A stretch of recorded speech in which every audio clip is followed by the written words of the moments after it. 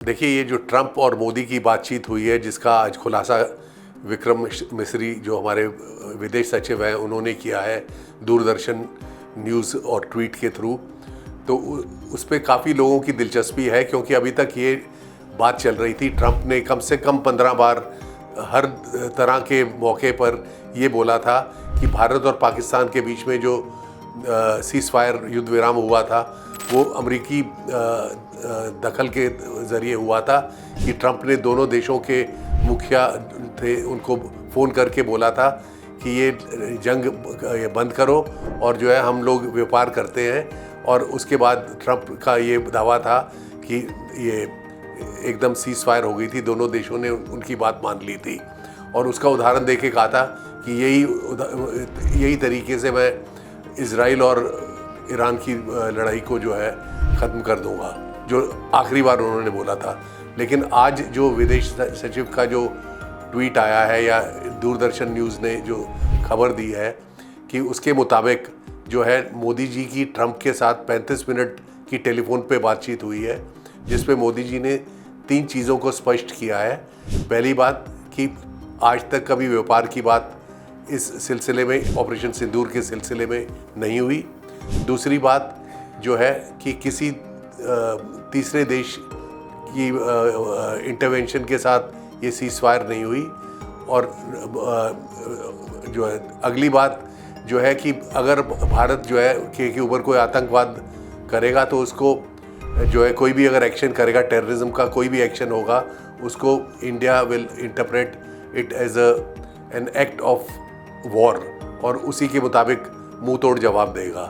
तो ये मोदी जी की जो बातचीत है, जो मोदी जी के ने जो बोला है ट्रंप को, जो इस विक्रम मिस्री के न्यूज़ के ज़रिए पता चलता है, तो उससे जो है कि बिल्कुल स्पष्ट कर दिया है कि जो है कि ट्रंप अभी तक जो बोल रहा था वो झूठ बोल रहा था। यानी कि भारत ने ट्रंप को झूठा इकरार कर दिया है। और जो है इसका अब असर हिंदुस्तान और अमेरिका के रिलेशंस में क्या होगा ये वक्त बताएगा। लेकिन इस बात को लेकर जो विपक्ष था हिंदुस्तान में, राहुल गांधी और इन सब ने यही बोला था कि इंडिया और पाकिस्तान के जो रिलेशंस हैं ये बायलैटरल है, इस पे कोई थर्ड पार्टी इंटरवेंशन नहीं हो सकती। और ट्रंप बार बार कहे जा रहा था कि मैंने सीज़ फायर कराई है, मैंने सीज़ फायर कराई है। भारत का स्टैंस था, डीजीएमओ का और मिनिस्ट्री ऑफ एक्सटर्नल अफेयर्स का, कि ऐसा नहीं हुआ कि जो उनके डीजीएमओ ने हमारे डीजीएमओ को फ़ोन किया और पाकिस्तान की काफ़ी पिटाई हो चुकी थी, इसलिए वो खुद आए और उन्होंने सीज़ फायर के लिए रिक्वेस्ट किया और हमने उसको सीज़ फायर पे मान गए। और जिसका मतलब कि वैसे इसकी आलोचना काफ़ी हुई थी कि जब भारत एक जंग जीत सकता था उसको अधूरा छोड़कर क्यों ये सब कुछ बंद कर दिया। लेकिन इस स्टेटमेंट से जो है भारत जो है कि जो मोदी जी जो है जो बात उनकी ज़रिए जो बताई जा रही है विक्रम मिस्री की ज़ुबानी, वो जो है कि वो उन्होंने पहली बार इस मुद्दे के ऊपर कोई चर्चा की है। और काफ़ी लोग ये भी पूछ रहे हैं कि 35 मिनट की बात हुई तो फ़ोन करने में या वो करने में कनाडा जाकर फ़ोन करने की क्या ज़रूरत थी ट्रंप को। ये फ़ोन जो है नई दिल्ली से भी हो सकता था। और ये चीज़ें जब यहाँ पे एक आलोचना का विषय बन गई थी, इन चीज़ों का जो स्पष्टीकरण और जो है कि क्लैरिफिकेशन यहाँ पे दी जाती तो उससे अच्छा होता। पर ये सब तो आलोचना तो ऑपोजिशन का काम है, करेगी, चाहे ठीक भी हो रहा हो तो भी करेगी। लेकिन इससे एटलीस्ट जो है ये सामने आया है कि ट्रंप जो है ये अभी तक झूठ बोल रहा था। और इस चीज़ को अमेरिका कैसे, वॉशिंगटन कैसे इंटरप्रेट करता है कि हिंदुस्तान जो है ट्रंप को झूठा इकरार कर रहा है, तो इसका क्या असर होगा हमारे रिलेशंस में, उसके लिए अभी इंतज़ार करनी पड़ेगी। G7 का अपना एजेंडा है, जो इस दुनिया के जो सबसे शक्तिशाली देश हैं वो उनकी सोच जो है वो ज़रूरी नहीं है कि भारत की सोच के साथ इत्तेफाक रखे। भारत को जो न्योता मिला था, जो पहले G7 का न्योता नहीं मिला था, फिर कैनेडियन प्राइम मिनिस्टर ने जो है मोदी जी को फ़ोन करके खुद बुलाया ये क्योंकि उनको इस चीज़ का एहसास है कि भारत जो है एक उभरती हुई आर्थिक शक्ति है और भारत को इस तरह से इग्नोर करना ठीक नहीं होगा। जबकि रूस नहीं गया G7 में, जो कि बहुत बड़ा पावरफुल देश है, और जो है कि जो G7 के जो मेन जो देश है उनके मतलब कि उनके अभी जो उस क्लब में भारत उस तरह से शामिल नहीं है, लेकिन न्योता ज़रूर मिला था। और जो है कि भारत से भी बातचीत कई और देशों की हुई है। आतंकवाद के ऊपर सबकी सहमति है कि आतंकवाद किसी तरीके का भी होगा उसका खंडन किया जाएगा और उसके ऊपर ज़ीरो टॉलरेंस होनी चाहिए। लेकिन जहाँ तक आर्थिक और वो स्थिति है, सब देश अपना अपना जो है इंटरेस्ट देखते हैं, उसके मुताबिक वो चलते हैं। इसका जो है एक तरह से जो है कि अगर आप देखें, इसका मेन महत्व यही है। ज़्यादा कुछ तो मैं इसमें कोई इंटरप्रिटेशन नहीं करूँगा, सिर्फ क्योंकि भारत एक एमर्जिंग पावर है, तो उसको एक हाई टेबल पे मतलब कि एक उच्च प्लेटफॉर्म के ऊपर न्योता मिला है और वहाँ पे भारत की नुमाइंदगी की गई है प्रधानमंत्री द्वारा। तो जो है वो इसलिए इम्पोर्टेंट ये है कि दुनिया भारत को एक उभरती हुई शक्तिशाली आर्थिक शक्ति मानता है और उसी के चलते जो है एक स्टेटस और एक रिस्पेक्ट अकॉर्ड किया गया है। देखिए, जहाँ तक टेररिज्म का सवाल है, टेररिज्म का जो है नैरकोटिक्स के साथ बहुत पुराना संबंध है। पूरी दुनिया में जहाँ जहाँ पे आतंकवाद हुआ है, चाहे वो ये एशिया में हुआ हो, चाहे वो दुनिया के किसी कोने में हुआ हो, तो जो टेररिस्ट ऑर्गेनाइजेशंस हैं उनकी फंडिंग जो है नैरकोटिक्स के ज़रिए होती है और जो उसी तरह से हथियार खरीदे जाते हैं। ये एक पुराना नेक्सस और इसकी वो है। कनाडा के अंदर जो था, जो पहला रेजीम था जिसमें ट्रूडो का जब टाइम था, ट्रूडो के टाइम पे जो खालिस्तान के सिंपथाइजर्स थे उनको बहुत मात्रा में जगह दी गई थी, उनको एक जो है एक इज़्ज़त बख्शी गई थी, जो कि जो प्रेजेंट रेजीम है इन्होंने भी कई हिंदुस्तानी ओरिजिन के लोग जो हैं उनको इम्पोर्टेंट पोजीशंस दी है, लेकिन खालिस्तान की एक्टिविटी को वो इनकरेज नहीं करते। लेकिन क्योंकि कनाडा एक लोकतांत्रिक और एक जमहूरियत है, डेमोक्रेटिक कंट्री है, तो उसमें जो है कि हर आदमी को इस चीज़ का अख्तियार है, हक है कि वो अपनी बात रख सके और अपनी प्रोटेस्ट कर सके। तो प्रोटेस्ट के ज़रिए जो है खालिस्तानियों ने मोदी जी के आने के ऊपर कैलगरी के अंदर ही प्रदर्शन किया था और कहा था कि ये जो है कि और इनको प्रधानमंत्री को उल्टा सीधा बोला था। तो ये विदेशी मुल्क जो है, जो स्पेशली जो यूरोपियन डेमोक्रेसीज़ हैं, यहाँ पे कोई नई बात नहीं है।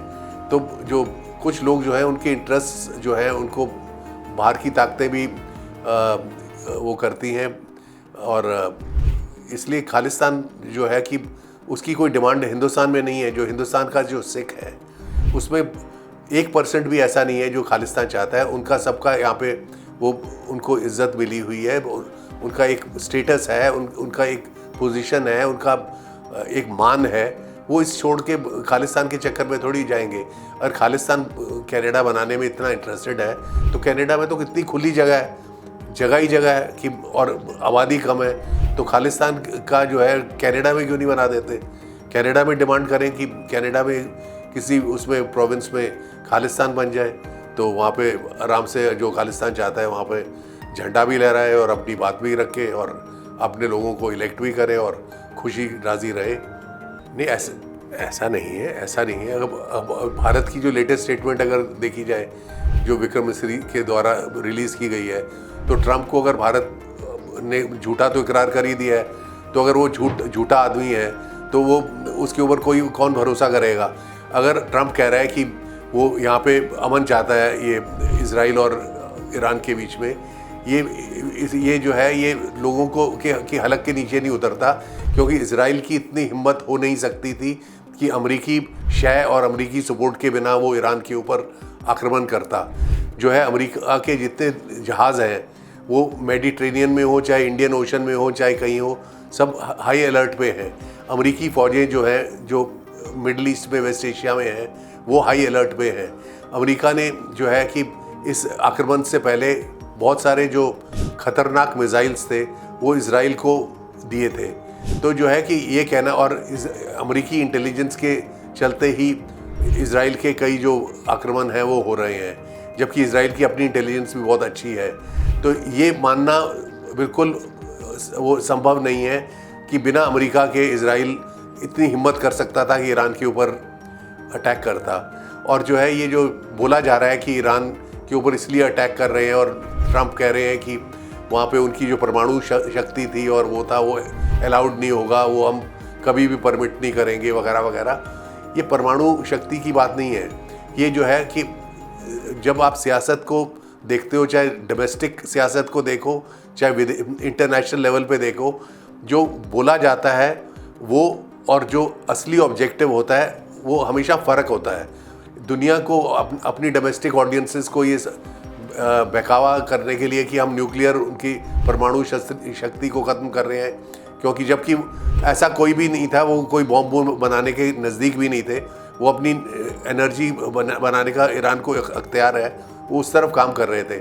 असली मकसद वो है कि अमेरिका अपनी हेजमनी जो है वो वेस्ट एशिया में और मिडल ईस्ट में जमाना चाहता है। वो ये नहीं चाहता कि उनकी जो सुप्रीमेसी है कि वो चैलेंज हो। इस तरह की खबरें आ रही थी कि ये मिडल ईस्ट के कई देश जो हैं वो चाइना के नज़दीक आ रहे थे, और वो जो है कि अभी तक जितनी तेल की जो ट्रेड होती है वो पेट्रो डॉलर्स में होती है। तो जो है कि उन्होंने एग्री कर लिया था कि चाइना को जो तेल बेचेंगे वो चाइना की करेंसी में भी बेच सकते हैं। जो पुतिन है वो भी जो इतने दिनों से कर रहा है कि ये जो इकोनॉमिक ऑर्डर है जिसमें पेट्रो डॉलर्स की शक्ति है, इसको ख़त्म करके ऐसा होना चाहिए कि जिस जगह से आप ट्रेड करो तो करेंसीज जो है जो डॉलर के अलावा भी हैं, चाहे वो यूरो हो, चाहे वो रूस की हो, चाहे वो चीन की हो या कहीं की भी हो, कि उसके अंदर भी ट्रेड की जा सकती हो। अगर इसकी इम्प्लीकेशन देखो कि अगर पेट्रो डॉलर्स का अगर इन्फ्लुएंस ख़त्म हो जाएगा तो अमेरिका की इकोनॉमी ख़त्म हो जाएगी, बैठ जाएगी। तो अमेरिका जो है अपने इंटरेस्ट के अंदर उनको फ़र्क नहीं पड़ता कि कोई वहाँ पे मर रहा है नहीं मर रहा। अब ट्रंप की स्टेटमेंट थी कि तेहरान के लोगों को कहा था कि आप जो है खाली कर दो पूरा शहर। तेहरान में जो है मतलब 10 मिलियन के करीब लोग रहते हैं, तो ऐसे खाली करवाने का अगर वो हिदायत दे रहा है तो उसका मकसद यही है ना कि ईरान के जो कैपिटल को, तेहरान को, ये बमबारी करके पूरा फ्लैटन करना चाहते हैं, बिल्कुल इसको खंडर बनाना चाहते हैं, जैसे एक समय में बैरूत को इजराइल ने बनाया था, और कि पूरा ईरान को नष्ट करना चाहते हैं, ये उद्देश्य लगता है।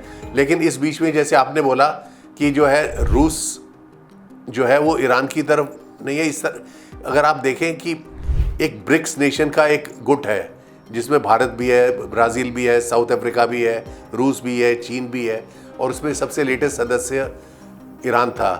तो जो डेवलपिंग कंट्रीज़ हैं या जो साउथ माना जाता है, जो देश जो अमेरिका की लाइन को टोनी करते, उनमें जो कुछ लोग हैं जो अपनी अपनी आर्थिक स्थिति को भी बनाना चाहते हैं, ठीक करना चाहते हैं, उनके बीच में अमेरिका विभाजन करना चाहता है कि ईरान को आइसोलेट कर दिया जाए।